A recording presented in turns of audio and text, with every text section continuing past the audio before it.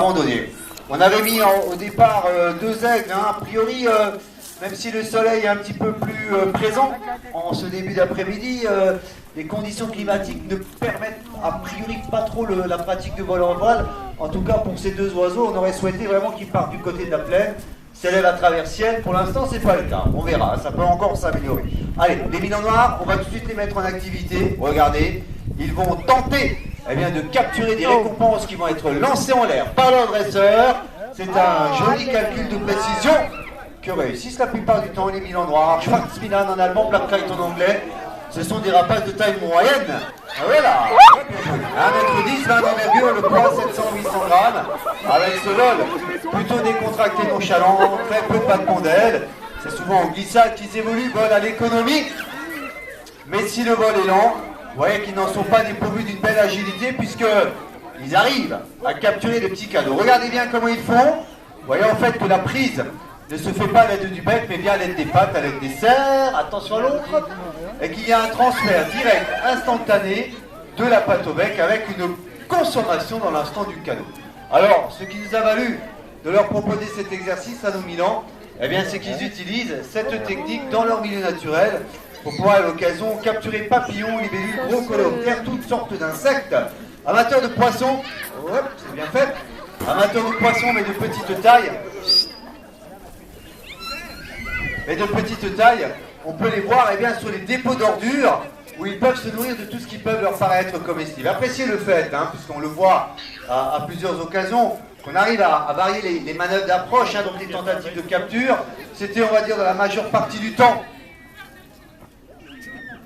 dans la trajectoire du milan noir, c'est un peu juste, ouais. C'était parfois, attention, ça va le récupérer là-bas. Allez, là c'est fait. C'était parfois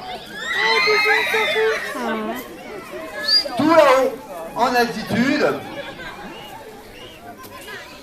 ou alors de manière un peu plus compliquée en manœuvre acrobatique, puisque parfois la récompense en fait n'est pas lancée devant le milan, mais comme à l'instant derrière celui-ci, afin qu'il fasse une manœuvre de retournement, manœuvre acrobatique, rapace que tout le monde devrait connaître, les milans noirs. On peut en voir quasiment à travers le monde. Il y a des milans noirs en France, donc en Europe, mais qu'à mi-temps. Arrive d'Afrique au printemps et séjourne sur notre continent jusqu'à la fin de l'été. Il va. Donc présent en Europe, en Afrique, en Asie, jusqu'en Australie.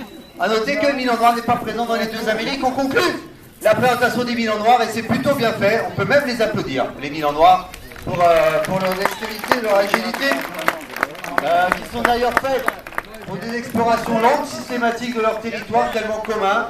On les voit jusqu'au cœur des villes en Afrique ou en Asie. 1m10, 20 d'envergure, le poids, 700-800 grammes au décollage. Attention au vent qui se cherche un petit peu là. Et notamment pour cette femelle d'aigle de stellaire qui a pour objectif dans un premier temps d'aller rejoindre ses dresseurs là-haut sur ce chemin supérieur et va être en retour dans ce secteur-là. Un oiseau, femelle d'aigle de stellaire, qui est encore en cours de dressage, en cours d'entraînement. On continue toujours et encore à bien lui définir son périmètre d'activité, tout en ayant pour objectif qu'un jour celle-ci aille pratiquer le vol à voile du côté de la plaine d'Alsace. Si tant est que les conditions climatiques le lui permettent, bien évidemment. Un oiseau qui vit dans l'extrême nord de l'Asie, que l'on peut voir jusqu'à cette presqu'île du Kamchatka. Un oiseau qui est considéré comme être, tout simplement, l'un des plus grands aigles au monde.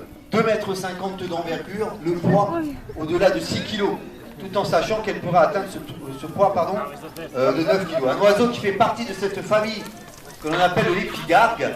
L'épigargue, ces oiseaux spécialisés dans la capture de poissons. Ouais, allez, on y va. C'est sûr qu'on lui demande de fournir un effort plutôt conséquent quant au fait de rejoindre son dresseur là-haut. Il faut quand même, on dit, une bonne puissance ascensionnelle. Sur le retour, c'est un peu moins compliqué, on va dire. Le fait qu'elle soit plutôt en glissade d'approche, bien qu'il faille qu'elle contrôle un petit peu aujourd'hui.